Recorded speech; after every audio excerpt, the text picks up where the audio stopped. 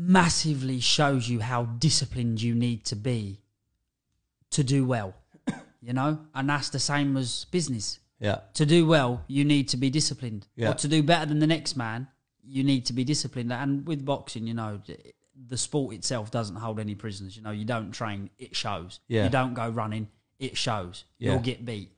Welcome back, everyone, to the Stephen Sully study. I'm here once again at Woodbury House, and I've got another wicked guest in front of me, ALFIE Best Jr. Thank you very much, brother, for coming on board. Nice one. No worries at all, Steve. It's Cool. a pleasure to be here. Wicked. Two things are my passion: business and boxing. Training, but specifically boxing. And part of the reason why I wanted to interview you, you tick both of those boxes and many other boxes as well. On top of that, I think it was 2 years ago now, I had the pleasure, and it was, when I say, and I'm being very genuine about this, it was an absolute pleasure to interview your dad. And I feel like boxing really, for me, because I wasn't such a clever kid at school, I was pretty shit with the grades and everything else. Boxing gave me that confidence. How big is boxing for you? Do you have a passion behind it? Absolutely. I love boxing from the bottom of my heart. I've done it from such a young age, Stephen. It's as far back as I can remember. And it's the only thing that me and my dad done together. He didn't start training me, but when I started having a couple of fights, I'm sure he just looked and thought maybe he can do a better job, which it worked very well, you know. But to be fair with you, the problem was we never had no home life then. Everything was boxing, boxing, boxing, boxing, boxing. It was actually military at one stage, you know. It was quite difficult, but it's a massive thing. I've got a mad passion for it. My dad loves it, and it's one of the only things really we've got massively in common. Yeah. That we both like. Even such as today, we sit down and watch the boxing together. Like, it had a big impact on my life. It's taught me a hell of a lot, and I'm sure anybody that walks in a boxing gym, it teaches a hell of a lot.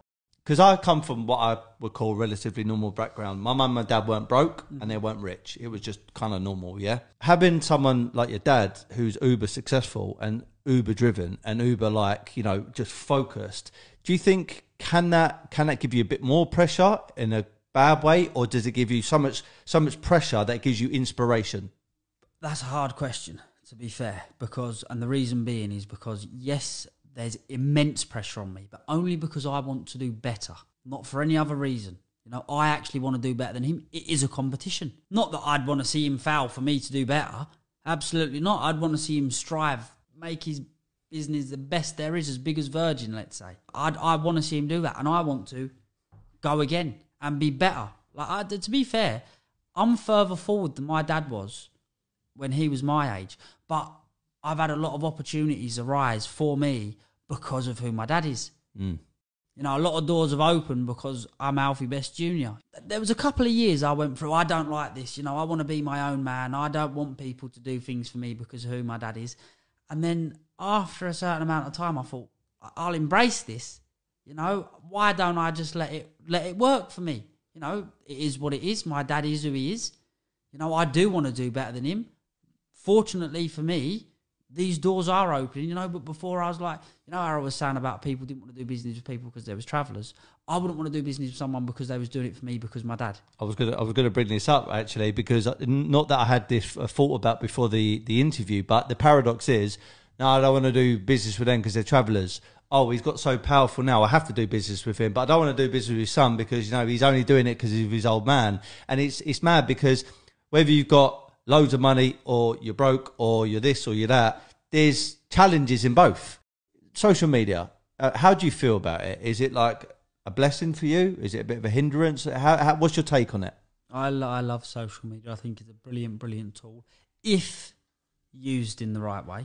The way I see it is, Instagram for me is a shop front for myself, you know? Yeah. People want, like, you know, say they want to do business, etc. You can look through, oh, right, this kid likes motorbikes. This kid likes boxing. You know, this kid likes his cars. It's a shop window for anybody in the world to connect. That's what I love about it. You know, social media, one person could be in Dubai, we could be here, we're watching his Instagram stories. We feel like we're there. We know what's going on. It connects the world so nicely. But I do think it is overtaking the world. Like, extremely, you know, like, to me, I'm extremely guilty that I'm always on social media. Like, my life actually evolves around it to a certain extent. Like, both of my businesses mainly run on social media, my motocross track and my watches.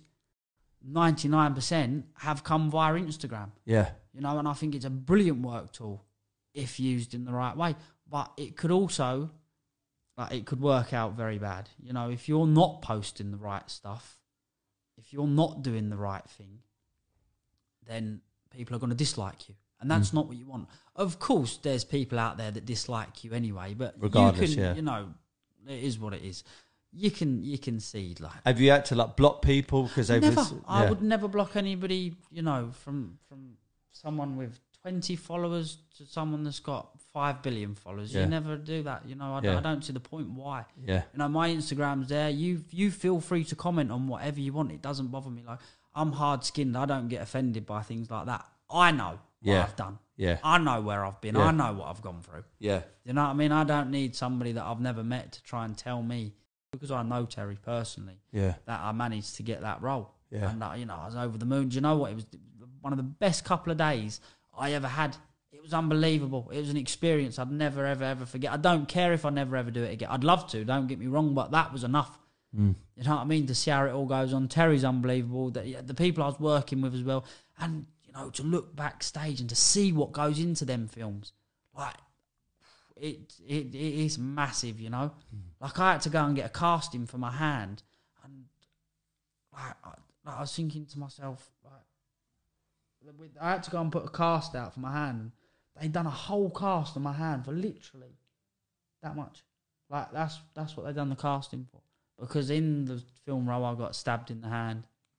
It was brilliant. I was in it for about maybe 2.5, 3 minutes, but to me that was like an hour. You know, like, I mean, watching it, like, it maybe took a couple of.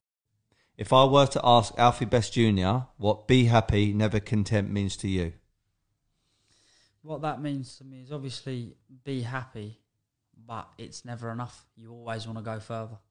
Nice, I like that, mate. Thank you very much, everybody. This is going to be out in a few weeks' time. Subscribe, like, comment, all the good stuff above. And once again, bro, really, really appreciate your time. Thank you very much. No worries at all, Stephen. Cool. Thank you.